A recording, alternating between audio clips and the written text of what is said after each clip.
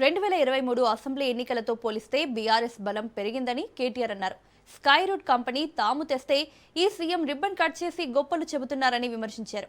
మోసపు హామీలు నమ్మి ప్రజలు కాంగ్రెస్ కు ఓటు వేశారు. కాంగ్రెస్ లో కమల్ హాసన్ ను మించిన నటులున్నారన్నారు.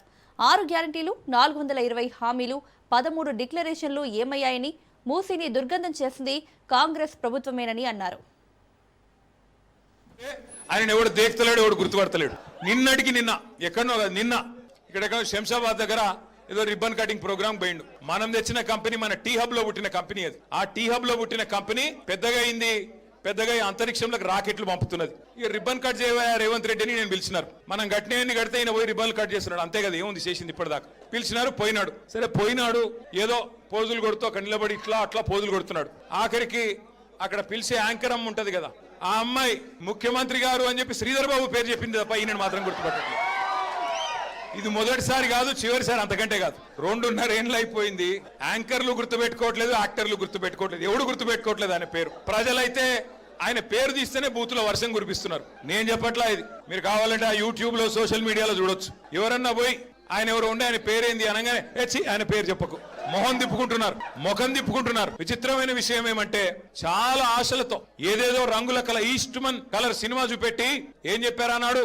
ఈ రోజు ముఖ్యమంత్రిగా ఉన్న రేవంత్ రెడ్డి ఆ రోజు పిసిసి అధ్యక్షుడు, ఈ రోజు ఉప ముఖ్యమంత్రిగా ఉన్న బట్టి విక్రమార్క గారు ఆ రోజు సిఎల్పి అధ్యక్షుడు. ఇట్లా గ్యారంటీ కార్డు పట్టుకొని ఇది మీరు భద్రంగా పెట్టుకోండి, 100 రోజులు గట్టిగా పెట్టుకోండి, 99 రోజులు అయిపోయి 100వ రోజులకు అడుగు పెట్టంగానే మా కాంగ్రెస్ వాళ్ళు వస్తారు, దాన్ని తీసుకొని ఒక్కొక్కరికి మీకు అన్ని బ్రహ్మాండంగా 100 రోజుల లోపలే అన్ని పథకాలు అమలు చేస్తామని చెప్పి ఆయన ఉంటాడు కదా, ప్రముఖ సినిమా యాక్టర్ కమల్ హాసన్ ను మించిన యాక్టర్లు ఒక్కొక్కడు కాంగ్రెస్ లో బ్రహ్మాండమైన యాక్టింగ్ చేసినారు. కార్డులు భద్రంగా పెట్టుకోండి అన్నారు. జేమ్స్ బాండుల మాదిరిగా బాండ్ పేపర్లు రాసిచ్చినారు. బాండ్ పేపర్లు రాస్తున్నాం, ఇదిగో 100 రూపాయల స్టాంప్ పేపరు, దేవుడు కాడ పెడుతున్నాం, ఒట్టు పెడుతున్నాం, నమ్మండి దేవుడి మీద ఒట్టు అన్నారు. ఎన్ని మాటలు చెప్తే ఇవాళ నేను అడుగుతా ఉన్నా, భద్రంగా 100 రోజులు పెట్టుకోమంటివి కదా, మరి 1000 రోజులు అయ్యేందుకు వచ్చే ఇప్పుడు ఎక్కడ పెట్టుకోవాలా కార్డులు, మరి ఏం చేయాలా? ఇక ఎంత సిగ్గులేని నీతి మాలిన మనుషులంటే కాంగ్రెస్ నాయకులు. ఏమైందయ్యా, 100 రోజులు 6 గ్యారంటీలు అంటారు కదా, 420 హామీలు ఇస్తారు కదా, 13 డిక్లరేషన్లు చెప్తారు కదా. రైతులకు రైతు డిక్లరేషన్, ఎస్సీ ఎస్టీలకు ఎస్సీ ఎస్టీ డిక్లరేషన్, బీసీలకు బీసీ డిక్లరేషన్, మహిళలకు మహిళా డిక్లరేషన్, యువజనులకు యువజన డిక్లరేషన్, మైనారిటీలకు మైనారిటీ డిక్లరేషన్, ఎంతొస్తే అంత 420 అడ్డమైన హామీలు. అభయహస్తం అనే పుస్తకం మీ మేనిఫెస్టో పెడితిరి కదా, ఏమైంది మరి 100 రోజుల ముచ్చట అని ముఖ్యమంత్రి గారు అడిగితే ఆయన ఏమంటున్నాడు ఎరికేనా, ఎంత కండలు తిరిగిన వస్తాదైనా 3 నెలల్లో పిల్లలు పుట్టిస్తాడా అని మాట్లాడుతున్నాడు. సరే ముఖ్యమంత్రి గారు నువ్వు చెప్పింది కరెక్టే, 3 నెలల్లో పిల్లలు పుట్టారు, ఓకే, మేము కూడా ఒప్పుకుంటాం, మాకు కూడా తెలుసు, కూర్చున్న వాళ్ళందరికీ తెలుసు, రాష్ట్రంలో అందరికీ తెలుసు. 3 నెలల్లో పిల్లలు పుట్టపోతే పర్వాలేదు, కానీ 30 నెలల్లో పిల్లలు పుట్టపోతే నిన్నేమనాలి మరి? 30 నెలలే, ఇంకా నువ్వు చెప్పిన ఒక్క హామీ అమలు కాకపాయ, ఏమనాలి మరి నిన్ను? మరి నేను అడుగుతా ఉన్నా రేవంత్ రెడ్డి గారు, 3,70,000 కోట్లు అప్పు చేస్తేవి, రైతు బంధు వచ్చిందా? రుణమాఫీ సంపూర్ణంగా జరిగిందా? పెన్షన్ 4,000 అయ్యిందా? అత్తలకు 4,000, కోడలకు 2,500 వస్తుందా? తులం బంగారం వస్తుందా? స్కూటీలు వస్తున్నాయా? విద్యా భరోసా కార్డులు వచ్చినాయా? 10వ తరగతి పాస్ అయితే 10,000 రూపాయలు వచ్చిందా? 12వ తరగతి పాస్ అయితే 15,000 రూపాయలు వచ్చిందా? డిగ్రీ పాస్ అయితే 1,00,000 అన్నాడు వచ్చిందా? పీజీ పాస్ అయితే 5 లక్షలు అన్నాడు వచ్చిందా? మరి ఏం బీకినావని అడుగుతా ఉన్నా. ఏంది నువ్వు చేసింది 2.5 ఏళ్లలో? ఢిల్లీకి మూటలు మోయడం తప్ప. మొన్న అంటున్నాడు రేవంత్ రెడ్డి గారు, నేను మారిన మనిషిని అంటున్నాడు. నేను మారిన మనిషిని. అవును మారావు. తెలంగాణ రాకముందేమో, తెలంగాణ వచ్చిన కొత్తలో టీడీపీలో ఉన్నప్పుడేమో 50 లక్షలు మోసేటోడు బ్యాగులో, ఇప్పుడు 1,000 కోట్లు మోస్తున్నాడు, అంతే తేడా. ఈయనంట కర్ణుడు లాంటోడు అంట రేవంత్ రెడ్డి లాడు. కరెక్టరా నాయన, నువ్వు కర్ణుడువే. ఎలక్షన్లకు ముందు దాన వీర శూర కర్ణ, ఎలక్షన్లు అయిపోయినాక కుంభకర్ణ. దున్నపోతులాగా నిద్రపోవడం తప్ప, ఢిల్లీకి ట్రిప్పులు వేయడం, ఎక్కే విమానం దిగే విమానం తప్ప ఏంది నువ్వు చేసింది? జనగణనలో భాగంగా తెలంగాణలో సెల్ఫ్ ఎన్యూమరేషన్ కార్యక్రమం వేగంగా కొనసాగుతుంది. ఈ కార్యక్రమంలో ముఖ్యమంత్రి రేవంత్ రెడ్డి స్వయంగా పాల్గొన్నారు. సెన్సస్ అధికారులు ముఖ్యమంత్రికి సెల్ఫ్ ఎన్యూమరేషన్ ప్రక్రియకు సంబంధించిన పూర్తి వివరాలను వివరించారు. అనంతరం సీఎం వెబ్సైట్ ద్వారా తన వ్యక్తిగత వివరాలను నమోదు చేసుకున్నారు. ప్రతి ఒక్కరూ ఈ జనగణన ప్రక్రియలో చురుకుగా పాల్గొనాలని, తమ వివరాలను సక్రమంగా నమోదు చేయాలని రాష్ట్ర ప్రజలకు పిలుపునిచ్చారు సీఎం రేవంత్. జనగణన ద్వారా ప్రభుత్వ పథకాలు మరింత సమర్థవంతంగా అమలు చేయడానికి అవకాశం ఉంటుందన్నారు.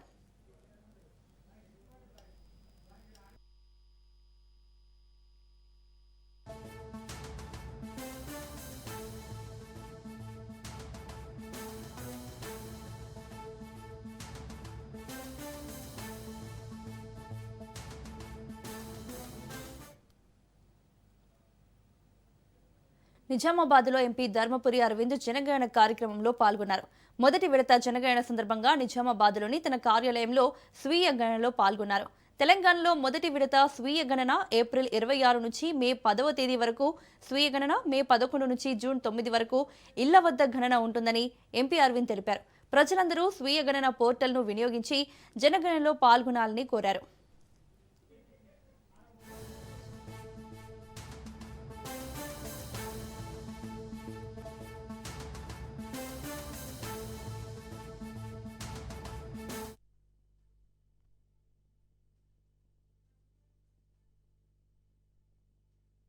ఇవాళ తెలంగాణలో సెన్సస్ 2027 ప్రక్రియ మొదలైంది.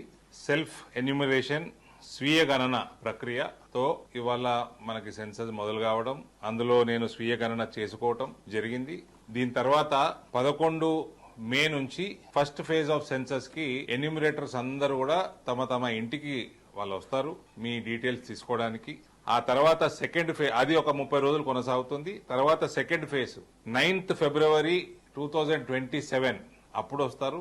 ఈ టోటల్ ప్రక్రియ ఫస్ట్ ఫేజ్ సెకండ్ ఫేజ్ కొద్దిగా ఈజీగా ఉండడానికి మీరు సెల్ఫ్ ఎన్యూమరేషన్ చేసుకుంటే కనుక www.se.census.gov.in అందులోకి వెళ్లి మీరు సెల్ఫ్ ఎన్యూమరేషన్ చేసుకుంటే ఈ 2 ఫేజ్ల ప్రక్రియ కూడా ఆఫీసర్స్ కి మీ అందరికి కూడా సులభంగా ఉంటుందని కోరుకుంటూ, దయచేసి ప్రతి ఒక్కరు కూడా పార్లమెంట్ నియోజకవర్గంలో నా సోదర సోదరిమణులందరూ కూడా సెల్ఫ్ ఎన్యూమరేషన్ చేసుకొని తనకు ఓటేసి అత్యధిక మెజారిటీ ఇచ్చిన ప్రజల రుణం తీర్చుకునేందుకు అభివృద్ధి పనులు చేస్తున్నారని అన్నారు మంత్రి నారాయణ. ఎండ తీవ్రత నుంచి ప్రజలకు రక్షణ కల్పించేందుకు 5 మీటర్లకు ఒక చెట్టు వేయాలని సంకల్పించామన్నారు. ఒక్క పైసా కూడా కార్పొరేషన్ నుంచి ఖర్చు చేయలేదని, ఎస్టిమేషన్లు చూపించి వైసీపీ నేతలు అవినీతి జరిగిపోయిందని అవాకులు చవాకులు పేలుతున్నారని ఆగ్రహం వ్యక్తం చేశారు. నిజాలు తెలుసుకోకుండా అవినీతి జరిగిందని వైరల్ చేస్తున్నారని, మీకు ఏ వివరాలు కావాలన్నా కమిషనర్ని అడిగి తెలుసుకోవచ్చని చెప్పారు.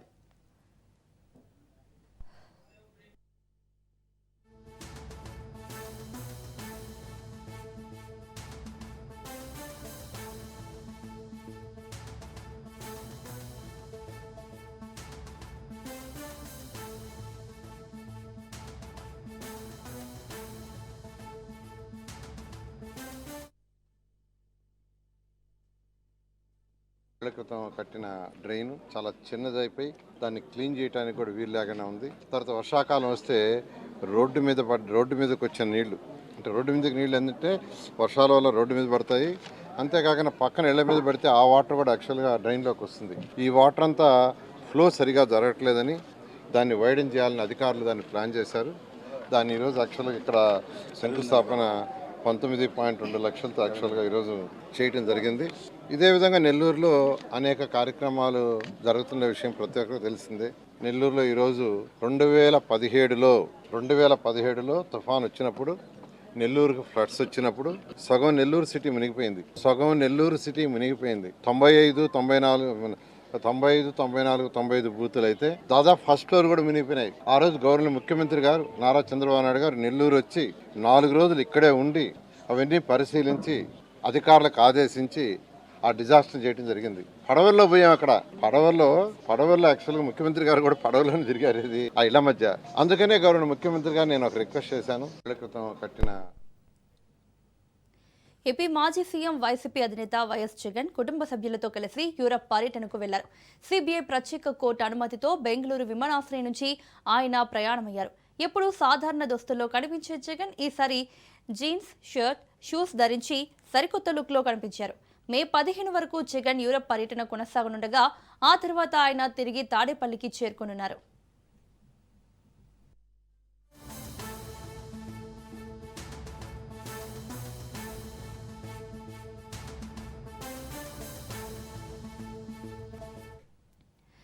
సాధారణంగా వైట్ షర్ట్, ఖాకీ లేదా గోధుమ రంగు ప్యాంట్, సాధారణ చెప్పులతో అత్యంత నిరాడంబరంగా కనిపించే జగన్ ఈసారి ట్రెండీ లుక్లో దర్శనమిచ్చారు. బెంగళూరు ఎయిర్పోర్టులో ఆయన jeans, shirt, jean pant, shoes, ఖరీదైన వాచి ధరించి కనిపించారు. ఎయిర్పోర్ట్లోని ప్రయాణికులు, అభిమానులు జగన్ సరికొత్త అవతారాన్ని చూసి ఆశ్చర్యపోయారు. ఆయనతో ఫోటోలు దిగేందుకు, వీడియోలు తీసుకునేందుకు పోటీ పడ్డారు. ప్రస్తుతం ఈ ఫోటోలు, వీడియోలు సోషల్ మీడియాలో విపరీతంగా వైరల్ అవుతున్నాయి.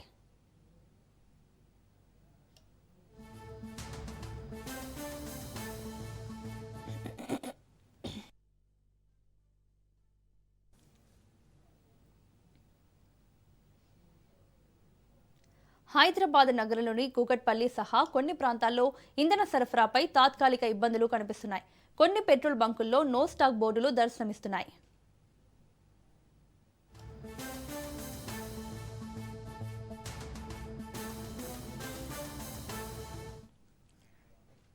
మరికొన్ని బంకుల్లో కేవలం పెట్రోల్ మాత్రమే అందుబాటులో ఉండగా డీజిల్ కోసం వాహనదారులు భారీ క్యూలలో నిలబడాల్సిన పరిస్థితి ఏర్పడింది. దీంతో నగరంలో కొంత ఆందోళన వాతావరణం నెలకొంది.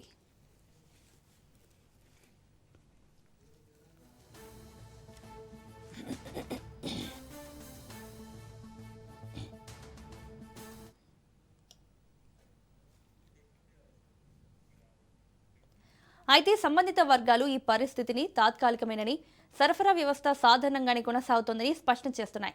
కొన్ని ప్రాంతాల్లో అధిక డిమాండ్ మరియు ఒకేసారి పెద్ద సంఖ్యలో కొనుగోళ్లు చేయడం వల్లే ఈ పరిస్థితి ఏర్పడిందని తెలుస్తోంది. ప్రజలు అనవసర భయానికి లోను కాకుండా సాధారణంగా ఇంధనం వినియోగించాలని అధికారులు సూచిస్తున్నారు.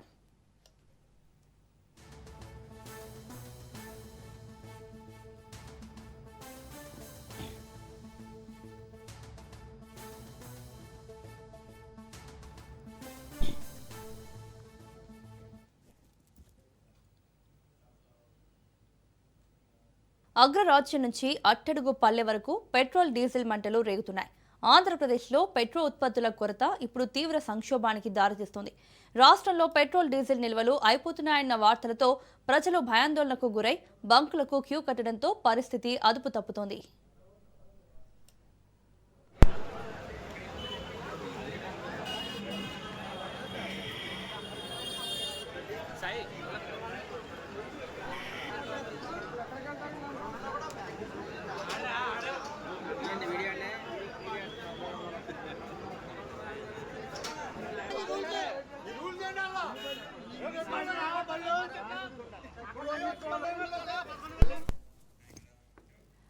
రాష్ట్రంలో నెలకొన్న ఈ ఉద్రిక్త పరిస్థితులపై సీఎం చంద్రబాబు సీరియస్ అయ్యారు.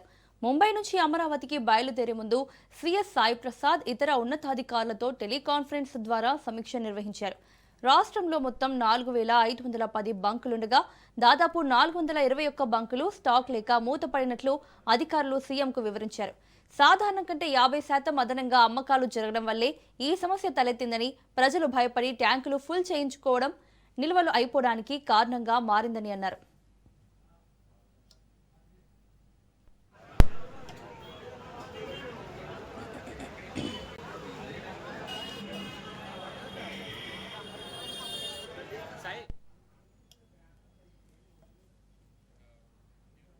విజయవాడ, ఆటోనగర్, చిట్టినగర్, భవానీపురం ప్రాంతాల్లో వాహనదారులు కిలోమీటర్ల మేర బారులు తీరారు. ఒక్కో వాహనానికి 100 లేదా 200 రూపాయలకు మించి పోయడం లేదని వాహనదారులు వాపుతున్నారు. అటు మచిలీపట్నంలో డీజిల్ దొరక్క ఆటో, టాక్సీ డ్రైవర్లు ఉపాధి కోల్పోయి వీధిన పడ్డారు. ఇక నందిగామలో బంక్ యజమానుల తీరు వివాదాస్పదంగా మారింది. స్టాకు ఉన్నా బయటకు తీయకుండా కేవలం పలుకుబడి ఉన్న వారికి మాత్రమే డీజిల్ పోస్తున్నారని స్థానికులు ఆందోళన వ్యక్తం చేస్తున్నారు.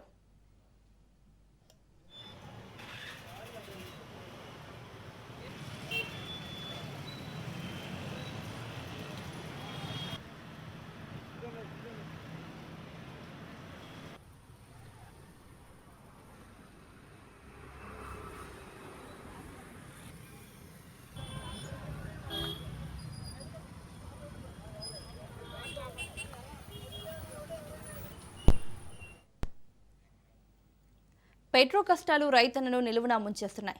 పశ్చిమ గోదావరి జిల్లా పెనుమంట్ర మండలంలో ఉదయం 5 గంటల నుండే రైతులు బంక్ల వద్ద పడిగాపులు కాస్తున్నారు.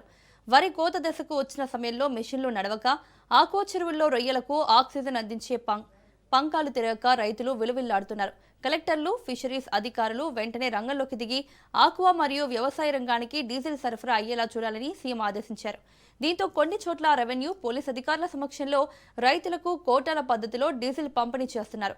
ఎడారిలో నీరు దొరికినంత ఆనందంగా రైతులు డబ్బాల్లో డీజిల్ నింపుకొని వెళ్తున్నారంటే పరిస్థితి ఎంత దారుణంగా ఉందో అర్థం చేసుకోవచ్చు.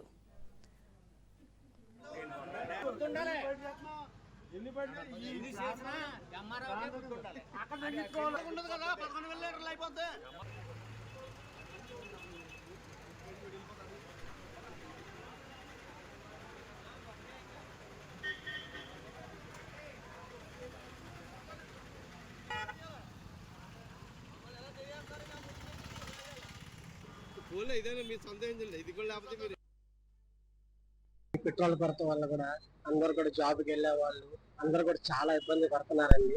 నేను పెట్రోల్ రేపు దొరికిద్దో లేదో అన్న భయంతో అందరు కూడా చూడండి ఎంత క్యూ కట్టేశారు అందరు కూడా.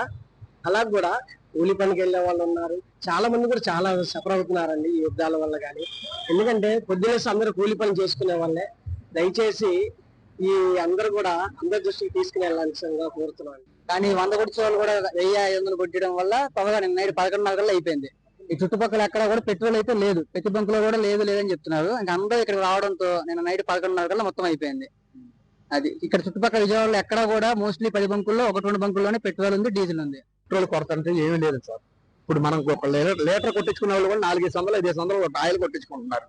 దాని వల్ల ఇబ్బంది పడి పెట్రోల్ ఏదో అయిపోతుందని జనాల కంగారు వల్ల, అంతే, అంతకు మించి ఏమీ లేదు. అది ఇరాన్ యుద్ధం అది ఇది అని చెప్పి చెప్తున్నారు. అంతేగాని ఎప్పుడు వరకు లేనిది యుద్ధం జరిగేటప్పుడు ఇబ్బంది లేదు మనకు. ఇప్పుడు ఏమవుతుంది, దానికి జనాల కంగారే.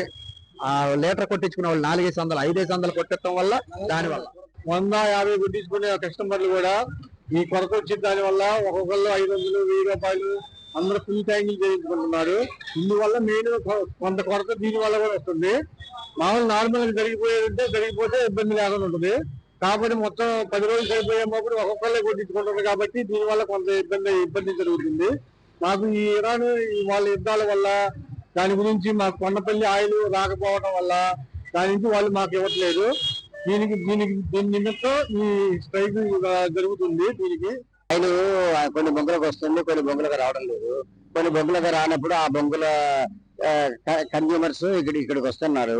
ఇక్కడ అయిపోతుంది, ఇక్కడ అయిపోయినాక మళ్ళీ కన్జ్యూమర్స్ ఇంకో చోటుకి వెళ్తున్నారు, అక్కడ ఉండదు. అందువల్ల ప్రాబ్లం, ఇంకంతకు మించి ఇంకేం లేదు. అది కాక ఇప్పుడు ఆయిల్ దొరకదని భయంతో జనాలు 50 రూపాయలు కొట్టించుకున్నారు, 100-10 లీటర్లు కొట్టించుకున్నారు, 30 లీటర్లు అలా కొట్టించుకుంటున్నారు. అదో ప్రాబ్లము. జనాలు భయపడి కొట్టించుకుంటున్నారు. జనాలందరూ ప్యానిక్ అయిపోయి అవసరం లేకపోయినా ట్యాంక్ ఫుల్ చేసుకుంటున్నారు. దానివల్ల పెట్రోల్ కొరత ఏర్పడుతుంది. ఇది కస్టమర్లకు అర్థం కాకుండా ఒక్కొక్కరు ట్యాంకులు ఫుల్ చేస్తూ క్యాన్లు పెడుతున్నా, క్యాన్లకి అయితే కొట్టట్లేదు. అయినా కానీ ఫోర్స్ చేస్తున్నారు. దీనివల్ల పెట్రోల్ లేకుండా పోతుంది, చాలా కొరతగా ఉంటుంది. ఇక సండే వచ్చింది, నిన్న సాటర్డే వచ్చింది, బ్యాంకులకు సెలవులైనవి. కొన్ని పెట్రోల్ బంకులు ఆయిల్ లేకుండా ఉండడం వల్ల ఈ కొరత ఏర్పడుతుంది, చాలా ప్రాబ్లంగా ఉంటుంది. మనిషికి వచ్చి 3000 రూపాయలు ఆయిల్ కొడుతున్నారంటే ఆనందవలసిన విషయమే తప్పింది, కానీ దెబ్బలాడమైన పద్ధతి కాదండి. ఎవరు ఈఆర్ఓ గారు ఉన్నారు, ఎంఆర్ఓ గారు ఆజ్ఞలోనేమో పోపులకేమో 100 లీటర్లు రాసేయడం ధర్మం కాదు. కాకపోతే ఏంటి, ఎంఆర్ఓ గారు ఒక మండలంలో 80 లీటర్లు కొట్టింది, 50 లీటర్లు కొట్టిందని కాగితం రాసి ఇవ్వడంలో మాత్రం ఈ కరువులో చాలా తప్పైన పని. అయితే ఎక్కడా లేనందువల్ల శ్రీనివాసరెడ్డి గారి గుంకాడు ఆయిల్ ఉండటం చాలా ప్రతి మనిషికి కూడా ఆనందంగా 3000 రూపాయల ఆయిల్ తోటి ఏదో రకంగా ఈ రోజు కథ గడుపుకుందామన్న ఆలోచనతో ధైర్యంగా ఎదురుకెళ్తున్నారు, కష్టమైనా కానీ. రోజు బంకులు ఉండడం సరిపోతుందండి. అంటే మీ జీవనోపాధి ఎక్కడండి ఇంకా లేదండి, పని కూడా ఇబ్బందిగా ఉందండి. 2 లీటర్లు ఆటో వాళ్ళకండి దానికి కండిషన్ అదండి. అంటే ఇంకా ఎన్నాళ్ళు ఈ బాధలు అంటే తెలియదండి, ఎన్నాళ్ళు బాగా తెలియదు, మాకు తెలీదు. బంకు మాకు వాళ్ళకే తెలియాలి, మాకు తెలియదండి. సార్ మాకు ఇచ్చింది 2 లీటర్లు అండి. పొద్దున ఆ బంకులో ఉన్నాండి 4 గంటలకి, ఈ పొద్దు ఇప్పుడు ఈ బంకులో మాకు ఇంకా జీవనోపాధి ఏదన్నా మాకు లేదు.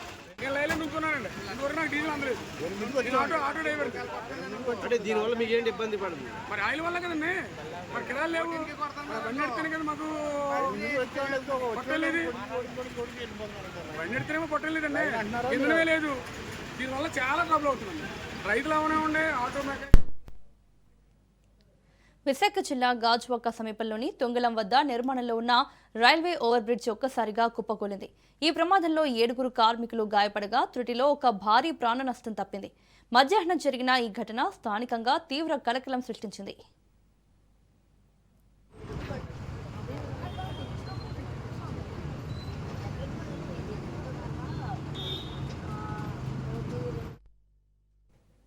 తుంగలం దగ్గర గత కొంతకాలంగా రైల్వే బ్రిడ్జ్ నిర్మాణ పనులు జోరుగా సాగుతున్నాయి. 3-4 పిల్లర్ల మధ్య డక్టింగ్ పనులు జరుగుతుండగా ఆ భారీ నిర్మాణం ఒక్కసారిగా కుప్పకూలి కింద పడిపోయింది. ప్రమాద సమయంలో అక్కడ సుమారు 10 మంది కార్మికులు పనిచేస్తున్నారు. ఈ ఘటనలో 7 కార్మికులకు తీవ్ర గాయాలు కాగా వారిని వెంటనే చికిత్స నిమిత్తం సమీపంలోని ఆసుపత్రికి తరలించారు.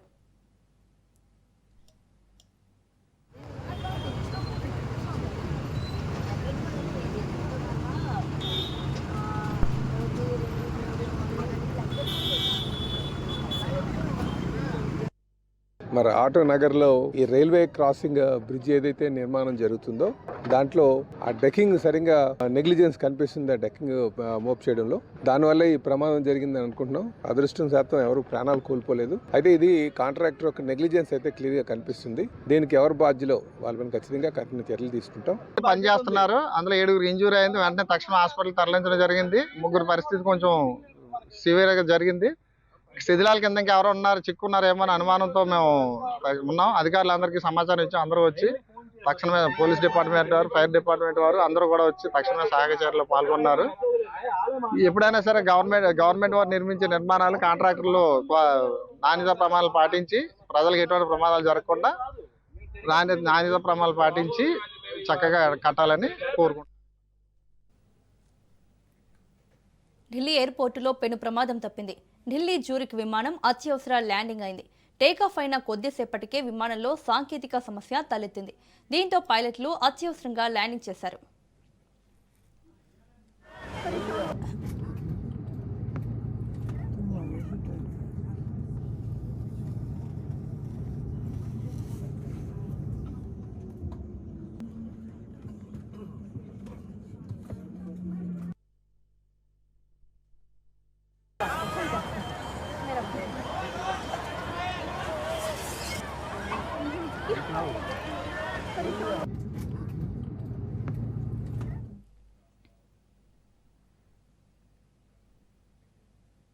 అమెరికాలో మరోసారి తూటాల గర్జన వినిపించింది. వైట్ హౌస్ సమీపంలోని వాషింగ్టన్ హిల్టన్ హోటల్లో కాల్పుల కలకలం రేగింది. వైట్ హౌస్ కరెస్పాండెంట్స్ డిన్నర్ జరుగుతుండగా అధ్యక్షుడు డొనాల్డ్ ట్రంప్ లక్ష్యంగా దుండగుడు కాల్పులకు తెగబడ్డాడు.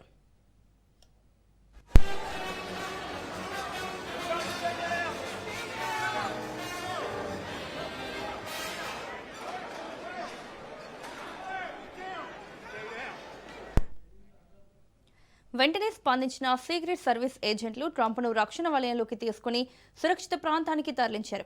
ఈ ఘటనలో అధ్యక్షుడు ట్రంప్తో పాటు వైస్ ప్రెసిడెంట్ జేడీ వాన్స్, ఇతర కీలక నేతలంతా సురక్షితంగా ఉన్నారు. కాల్పులు జరిపిన నిందితుడిని భద్రతా దళాలు అదుపులోకి తీసుకున్నాయి. కాల్పులు జరిపిన వ్యక్తిని కాలిఫోర్నియాకు చెందిన కోల్ అలెన్గా గుర్తించారు. ప్రస్తుతం హోటల్ పరిసరాల్లో హై అలర్ట్ ప్రకటించి FBI దర్యాప్తు ప్రారంభించింది.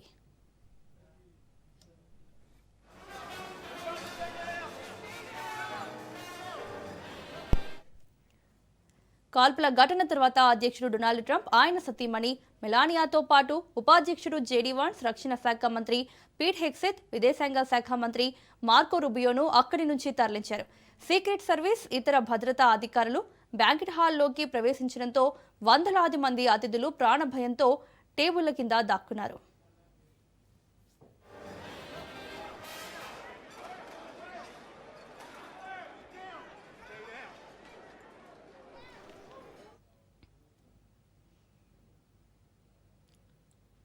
కాల్పుల ఘటనపై అమెరికా అధ్యక్షుడు ట్రంప్ స్పందించారు.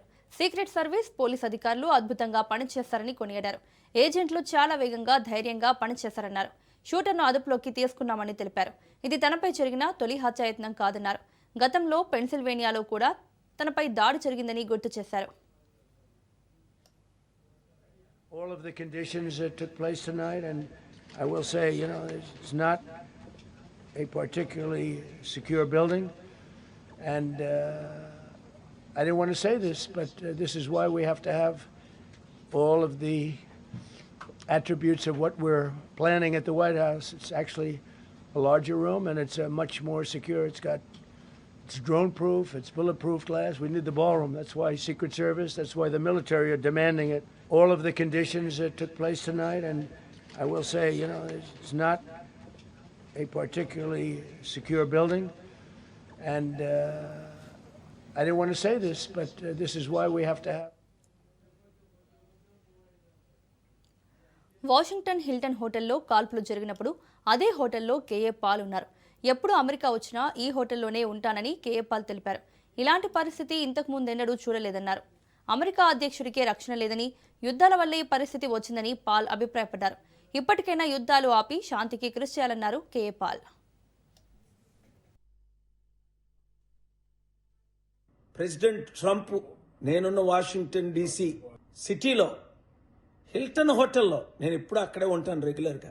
డిన్నర్ అటెండ్ అయితే, correspondence dinner, media reporters dinner first time నేను అటెండ్ అయితే, లోపల షూటింగ్, అందరూ క్షేమంగా ఉన్నారు. కానీ పాపం పెరిగిపోయింది, అవినీతి పెరిగిపోయింది, అక్రమాలు పెరిగిపోయాయి, షూటింగ్లు పెరిగిపోయాయి, యుద్ధాలు పెరిగిపోయాయి. ప్రార్థించండి యుద్ధాలు ఆపటానికి, శాంతి రావటం కొరకు. నేను చేస్తున్న కృషి ఫలించినట్టు, నేను ఇచ్చిన 15 పాయింట్లు ఇరుపక్కల వారు ఒప్పుకున్నట్లు, ఈ రోజు కూడా ఇంకా అన్ని నేను చెప్పలేను, ఈ రోజు కూడా నేను యుద్ధం ఆపడానికి, ఇరాన్ ఫారెన్ మినిస్టర్ పాకిస్తాన్ నుంచి వెళ్ళిపోతే కేవలం డాక్టర్ కేఏ పాల్తోనే మేము డీల్ చేస్తామని వారు చెప్పిన మేరకు ఇక్కడ అమెరికన్ లీడర్స్ ఇంకెలాగా స్టీవ్ విట్కాఫ్ జెరోడ్ని కలవరు. ఫిబ్రవరి 28 నుంచి కూడా చర్చలు విఫలమవుతున్నాయి. వాళ్ళకి శాంతి చర్చలు చేసే అనుభవం లేదు కనుక నా సలహాలు తీసుకోవడానికి యువతల వార్తల వాళ్ళు మాట్లాడుతున్నప్పటికీ గర్వం, అహంకారం, సైతాను క్రియలు ఆకాశాన్ని అంటుకున్నా. అందుకనే రాత్రి పగలు అన్ని పనులు